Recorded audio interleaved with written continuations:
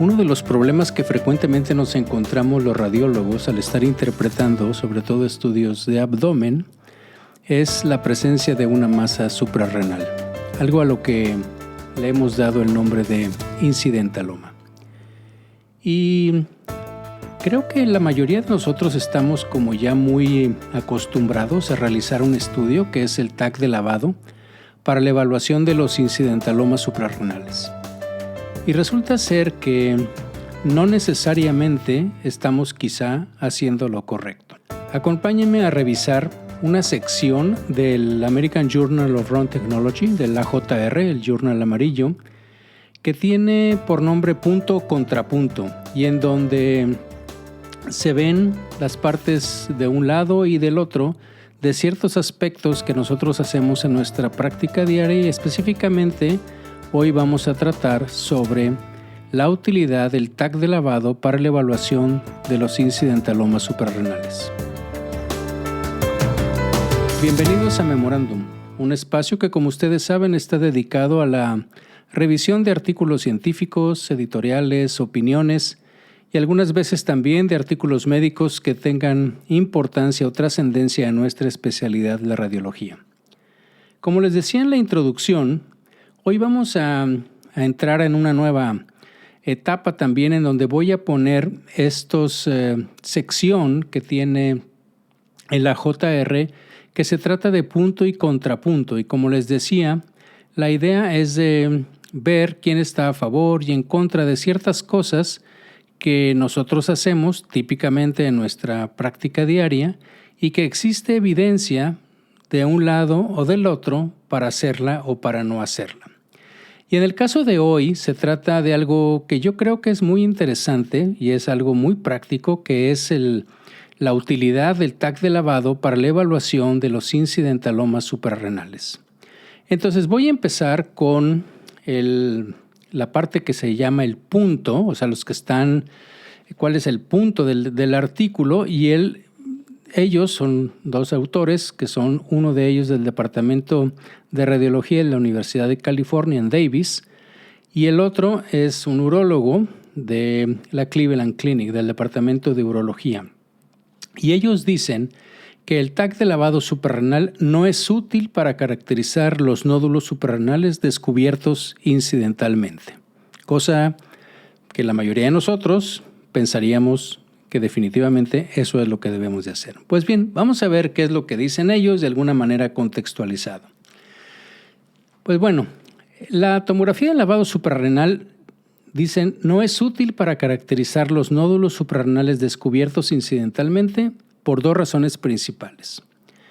En primer lugar, la precisión diagnóstica que está reportada para la tomografía de lavado suprarrenal es erróneamente elevada debido al sesgo de selección. Es algo de lo que hemos platicado en varios podcasts y en este caso yo creo que es una de las situaciones que vamos a ver muy clara, que hay un sesgo de selección y que por lo tanto el desempeño de la prueba no se aplica en el contexto de incidentalomas suprarrenales que encontramos en el día a día. Y por otro lado, aunque esto lo vamos a ir viendo más despacio y lo vamos a ir discutiendo, pero el segundo punto que ellos dicen es que la prevalencia de malignidad entre los nódulos suprarrenales incidentales es tan baja que los resultados de la tomografía de lavado pues no cambian sustancialmente la probabilidad de que un incidentaloma sea clínicamente importante. Bien, pues resulta que hay múltiples estudios que han evaluado la precisión de la tomografía de lavado suprarrenal para distinguir los adenomas suprarrenales de los no adenomas. Yo creo que el artículo principal en esto es uno que el autor es Cao-Yi Lee y se publicó en Radiology en el 2002. Y este artículo reportó una sensibilidad, que es la que normalmente utilizamos, yo creo que en todas las referencias cuando argumentamos a favor de esto, del 86% y una especificidad del 92% para poder distinguir, pero fíjense, nada más eran 22 adenomas que eran pobres en lípidos de 39 no adenomas, utilizando un umbral de lavado absoluto del 60%, es un lavado del contraste del 60%. Y bueno, es fundamental examinar las causas de los no adenomas en esta serie de pacientes y evaluar si su prevalencia en el estudio similar de la población típicamente de incidentalomas, o sea, lo que vemos día a día. Y como se los decía ahorita, en la mayoría de los estudios que evaluaron la tomografía de lavado, la mayoría de los no adenomas fueron metástasis. Por ejemplo, en este caso que les estoy platicando, de los 39, 34 eran metástasis y la mitad de ellos pues eran de cáncer de pulmón, que sabemos que es uno de los sitios predilectos para para metástasis, el cáncer de pulmón hacia las suprarrenales. Entonces, el estudio encontró solo un carcinoma adrenocortical que mostró lavado y 2 feocromocitomas, uno de los cuales también mostró lavado, y lo sabemos que eso sucede. Ahora bien, por definición, los incidentalomas pues ocurren en pacientes sin una neoplasia maligna primaria conocida. Y como tal, las metástasis son una causa extremadamente infrecuente de incidentalomas suprarrenales, porque si por definición los quitamos, pues obviamente ya sabemos que el paciente tiene un cáncer de pulmón y estamos buscándole esto, pues obviamente ya no es un incidentaloma. Entonces, fíjense cómo es cierto, en este caso en particular, cómo la técnica, nos vamos a ver, nos pudo diferenciar, pero no necesariamente en el contexto del día a día. Y esto también es apoyado por otro artículo que está publicado por Lee, que examinó 1,639 pacientes con cáncer que inicialmente presentaban un tumor primario desconocido. Encontraron que el 0.2% tenía metástasis suprarrenales aisladas, todas las cuales medían 6 centímetros o más en aquellos pacientes que ya tenían síntomas del cáncer, pero no tenían un cáncer conocido. Ahora bien, muchos estudios que describen la prevalencia de diferentes patologías entre incidentalomas exhiben un sesgo de verificación, pues porque solo incluyen a los tumores que son resecados quirúrgicamente. Eso ya también lo hemos platicado, ¿se acuerdan? En algún podcast que tiene que ver básicamente con el mismo proceso en las hernias de disco lumbares, en donde dices tú que la sensibilidad de la resonancia magnética es del 100%, pues claro, porque los que operan son aquellos que tienen hernia en la resonancia magnética. Bien, pero bueno, volviendo aquí, como lo vamos a comentar más a detalle más adelante, la verdadera prevalencia de malignidad entre los incidentalomas probablemente sea menor del 1%, con tasas similares a lo que es los adrenocorticales y las metástasis. Sin embargo, la prevalencia de feocromocitoma incluso es más alta, porque está reportada más o menos como entre el 3 y el 5%. Entonces, debido a que la prevalencia del feocromocitoma y cáncer cortical adrenal es mayor en la población de incidentaloma que en la serie que evalúa el rendimiento de lavado, pues también debe considerarse las características de lavado de estas lesiones. Y por lo tanto no se puede suponer que las características de rendimientos, el desempeño que tiene el TAC de lavado en el estudio que comparan adenomas principalmente con metástasis, pues sean las mismas en la población de incidentalomas suprarrenales, o sea, aquellas que no tienen estas características. Y entonces la especificidad de esta técnica sería indudablemente menor si los adenomas se compararan con una cohorte representativa de no adenomas que coincidan con las patologías comunes encontradas de manera incidental, como por ejemplo podría ser específicamente más feocromocitomas y más cánceres corticales, porque la prevalencia pues básicamente es más o menos, incluso mayor, les digo, que el 0.2 que encontraron en esa serie de 1,600 y tantos pacientes, Lee y colaboradores. Además, las metástasis hipervasculares también muestran con frecuencia un lavado que potencialmente reduce aún más la especificidad de esta técnica.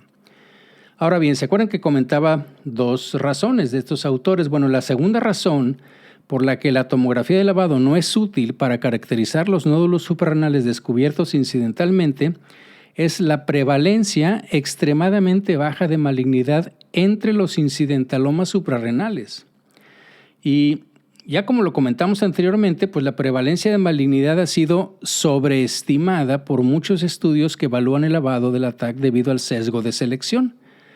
Porque múltiples estudios han reportado evaluaciones precisas de la prevalencia de diferentes patologías en verdaderos incidentalomas suprarrenales. Y por ejemplo, Hay otro artículo que viene como la referencia 4 ahí, que es el de Song y colaboradores, que no identificaron ningún caso de malignidad en 1049 masas suprarrenales consecutivas en pacientes sin neoplasia conocida. Su estudio incluyó lesiones con características diagnósticas benignas como mielolipomas, hematomas y quistes, y por lo tanto, sus hallazgos no pueden aplicarse directamente a un incidentaloma indeterminado, porque obviamente se pueden caracterizar. Pero un estudio posterior examinó 321 masas suprarrenales incidentales indeterminadas, es decir, aquellas que tenían más de 10 unidades Hounsfield, y no identificó casos de malignidad, sino 2 casos de feocromocitoma. Eso viene en otra referencia, que es la número 5 ahí del artículo. Bien, de manera similar, en una serie reciente que se publicó de 2.219 incidentalomas suprarrenales, fíjense bien, la prevalencia de malignidad fue del 0.2%. Fue de 0.1% para el carcinoma adrenocortical y de 0.1% para metástasis en lesiones que eran menores de 4 centímetros. Y por lo tanto, la verdadera prevalencia de malignidad entre las masas suprarrenales incidentales de 1 a 4 centímetros de largo, o de diámetro, pues, probablemente sea inferior al 1%. ¿Y esto qué significa? Pues que la probabilidad de un incidentaloma suprarrenal sea benigno y muy probablemente un adenoma es superior al 99% de entrada, incluso antes de que se realicen pruebas diagnósticas adicionales. ¿Okay? Entonces esa es, digamos, la probabilidad preprueba que se llama. Y recordemos que los valores verdaderos positivos y verdaderos negativos están influenciados por la prevalencia de la enfermedad en una población.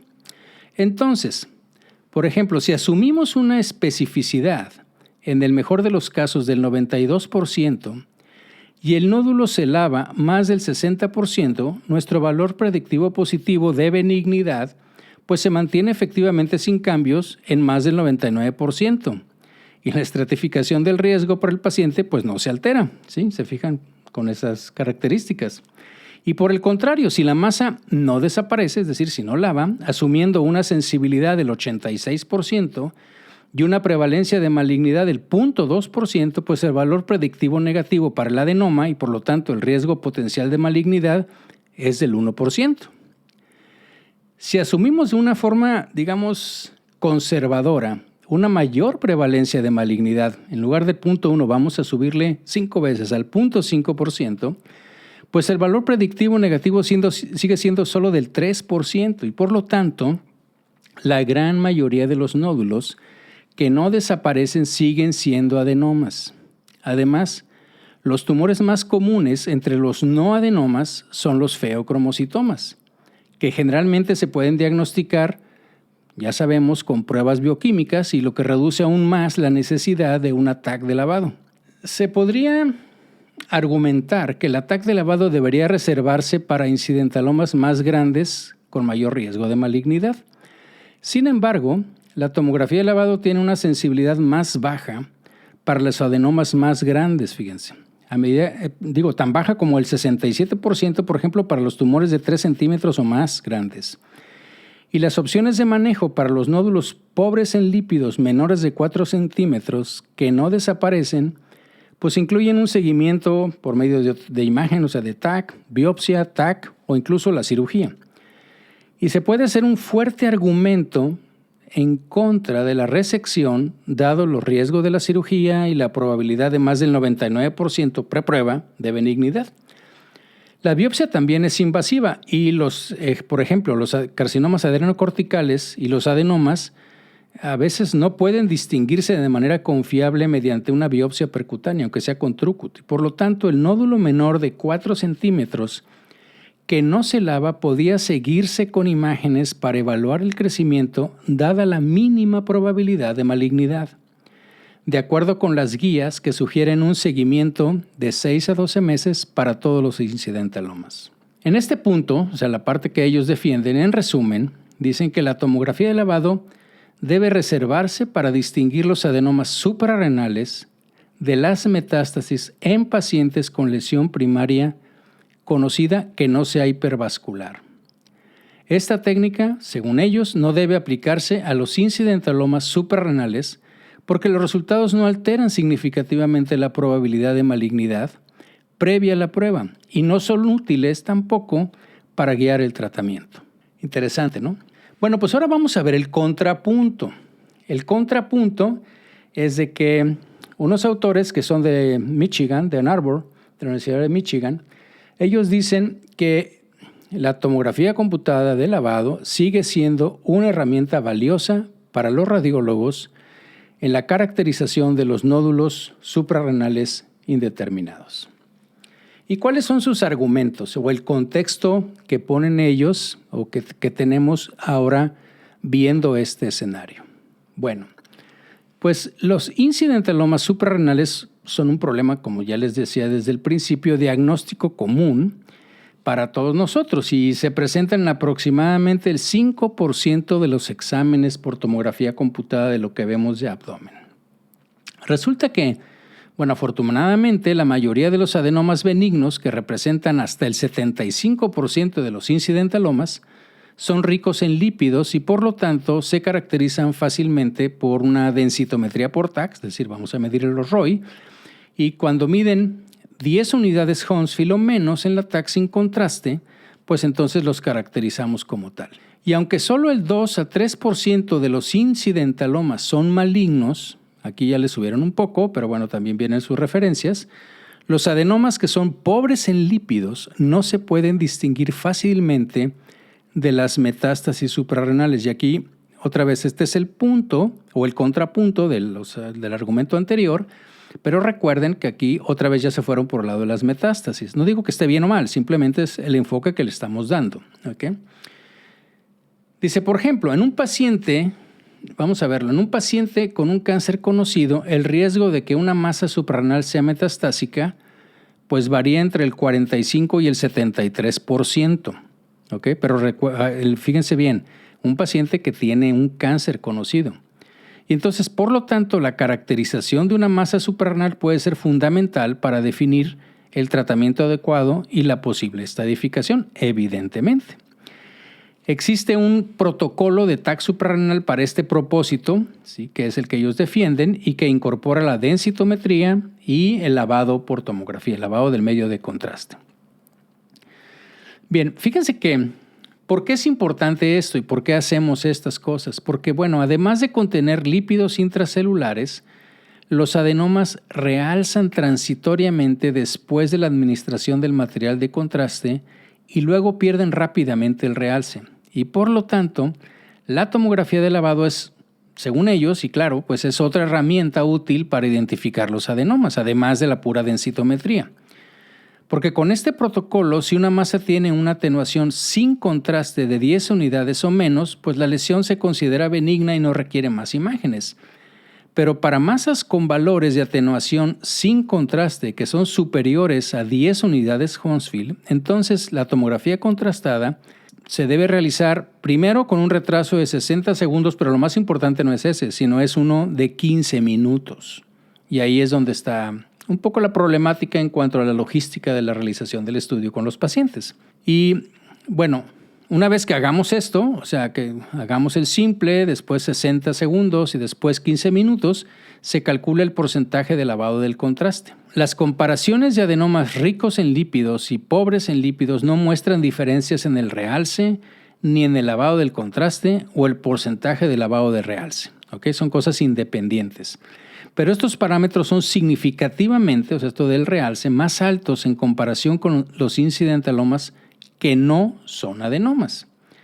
Y por lo tanto, el uso de un umbral de lavado del 60% nos brinda una sensibilidad, la que les decía, como del 89% y una especificidad del 95% para diagnosticar adenomas ricos en lípidos y pobres en lípidos. Entonces, un protocolo de TAC suprarrenal que esté dedicado, o sea, con un retraso de 15 minutos y un umbral de 60% para el porcentaje de lavado, puede caracterizar correctamente el 96% de las masas suprarrenales con una sensibilidad del 98% y una especificidad, como lo vimos antes, del 92% para distinguir los adenomas de los no adenomas. Y ellos vuelven a utilizar el mismo artículo que les dije de Coily, que estaba en Radiology del 2002. Bien, pues se han investigado en este contexto también otros artículos, retrasos más cortos, es decir, no tener que esperar esos 15 minutos con el paciente ahí, para una manera de aumentar la eficiencia del protocolo, pero se ha encontrado que tienen una sensibilidad menor para identificar adenomas y probablemente a un lavado, a que esto sea, o ellos dicen un lavado incompleto, o sea, finalmente nos quedamos con los 15 minutos. Y de hecho, debido a su confiabilidad, el American College of Radiology lo ha recomendado como protocolo para las suprarrenales, hacer la densitometría y la tomografía de lavado para evaluar las masas suprarrenales que son indeterminadas, es decir, aquellas que tienen más de 10 unidades Hounsfield, como lo vimos. Ahora, ellos también reconocen que el protocolo pues tiene limitaciones porque las metástasis hipervasculares, como el carcinoma de células renales y el carcinoma hepatocelular, pueden contener, fíjense, lípidos intracelulares, eso sí lo sabemos, ¿sí? Para estos dos principalmente, sobre todo el hepatocarcinoma.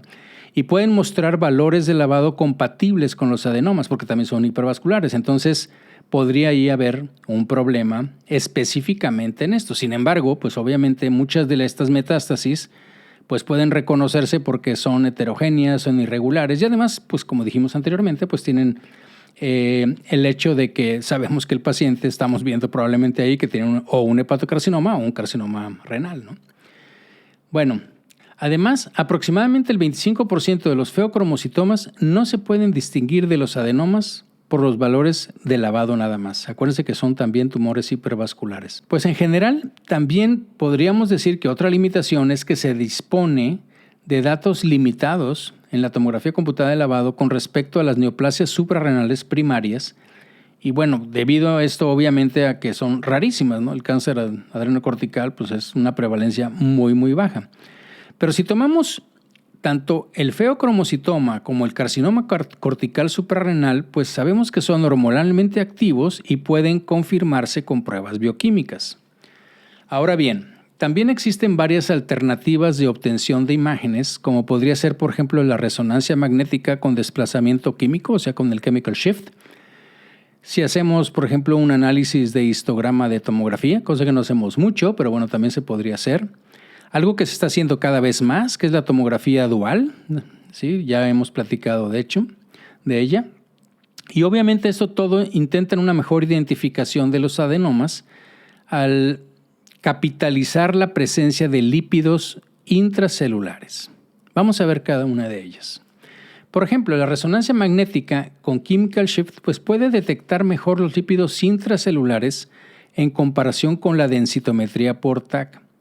Y estas características de imagen pues también pueden dificultar el diagnóstico de metástasis de carcinoma de células renales y carcinoma hepatocelular si solo vemos esas características, o sea, la parte de lípidos, como ya lo habíamos platicado anteriormente.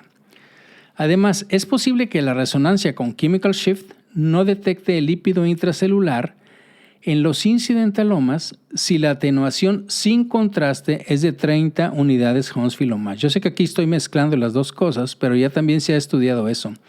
En aquellos pacientes en los que de entrada, ¿sí?, en un TAC tenemos una masa suprarrenal que mide más de 30 unidades y lo que queremos es ver si la resonancia magnética nos va a ayudar, pues en esos pacientes, como tienen tan alto, o sea, no tienen tanta grasa, vamos a decirlo así, en la tomografía computada de entrada, pues obviamente en la resonancia magnética ahí es mucho menos sensible, ¿sí?, si utilizamos la del chemical shift.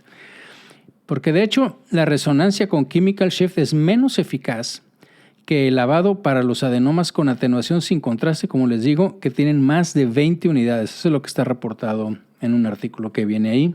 Y bueno, es interesante tomarlo en consideración. Bien, si tomamos a la tomografía con este protocolo suprarrenal, esta tomografía en sí, la de lavado, supera la resonancia magnética con chemical shift con un 98% de sensibilidad y, como dijimos, un 92% de especificidad frente a un 95% de sensibilidad, o sea, la resonancia va a detectar igual prácticamente todas, pero con una especificidad de alrededor del 80%. ¿Qué otra técnica les dije que había? Bueno, pues el análisis del histograma por tomografía computada con el ver la cantidad de umbrales de número de píxeles negativos, o sea, con menos del 10%, y porque eso obviamente va a representar grasa, o sea, cuando tenemos valores negativos, ¿ok? Y sobre todo, eso se hace en la tomografía computada sin contraste.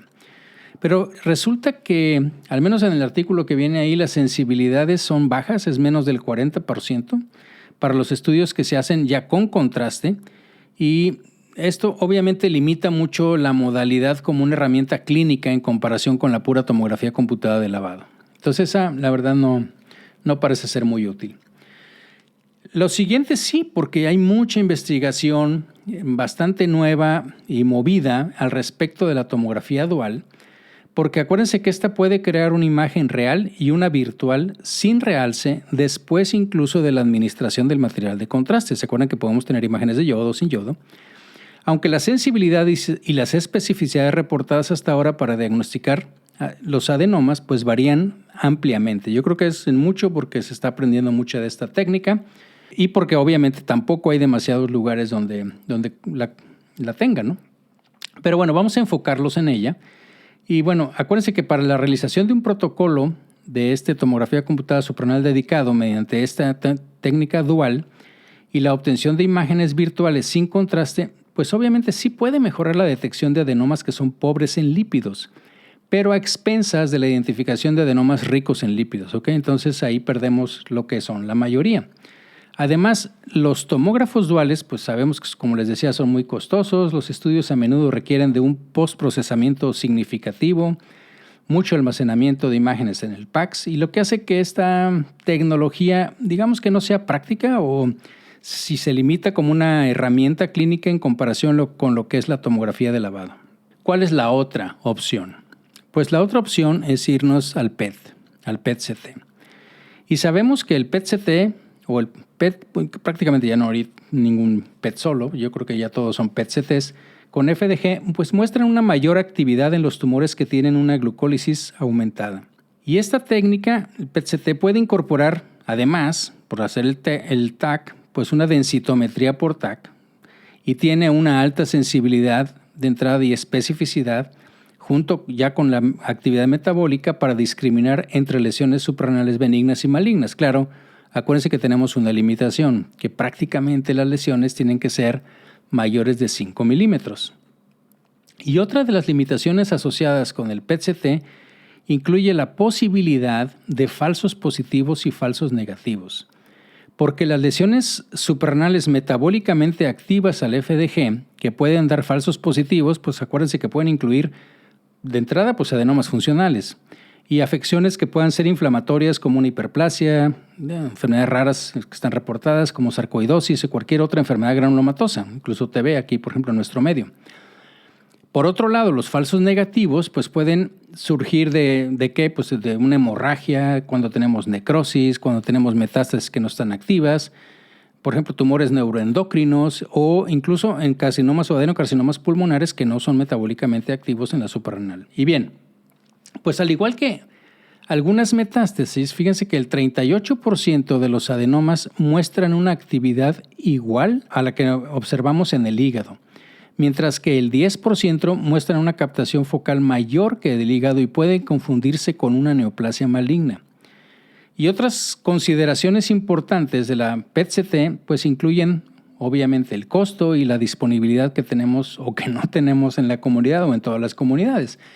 Y por lo tanto no se utiliza con frecuencia así como para diagnosticar malignidad, sino más bien para estadificar o estadiar una neoplasia ya conocida después de la obtención de imágenes por medio de tomografía o de otros métodos. Bueno, otra opción para evaluar a los incidentalomas es la biopsia percutánea, pero debido a que las masas mayores de 4 centímetros a menudo se resecan quirúrgicamente si es que no tenemos un diagnóstico previo de una neoplasia primaria, si no estamos hablando de un incidentaloma, pues entonces resulta que la biopsia se reserva para lesiones que son más pequeñas y Aunque los riesgos de complicaciones como neumotórax, hemorragia, siembras del tracto y posible crisis hipertensivas en casos de feocromocitomas no sospechados, estos riesgos, aunque sean bajos, pues las biopsias pueden ser más difíciles de realizar en lesiones que sean más pequeñas.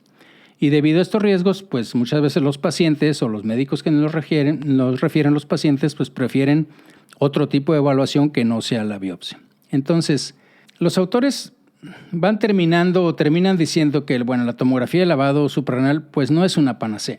Los pacientes, por ejemplo, con alergia al material de contraste yodado o con una función renal deficiente, pues pueden requerir otros exámenes de otro tipo de imágenes que ya sabemos que también son bastante buenos.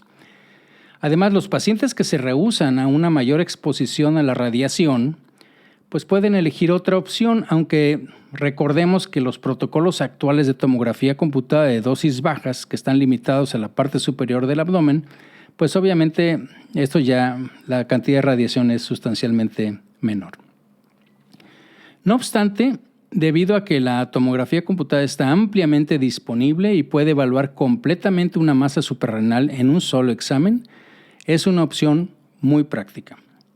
En comparación con otras alternativas, la precisión superior de la tomografía computada de lavado suprarrenal y la conveniencia para el paciente pues la convierten en una opción ideal para la caracterización de los incidentalomas en casi todos los pacientes. Y así es como argumentan estos autores a favor del seguir utilizando esta tecnología. ¿Qué les parece esto? Por favor, déjenme sus sugerencias, sus comentarios si quieren que siga con este tipo de podcast en donde vamos a tomar puntos y contrapuntos sobre aspectos que nosotros hacemos en la práctica diaria, ya sea con la tecnología o con nuestra forma de interpretar los hallazgos radiológicos. Muchas gracias por su atención y nos escuchamos en la próxima.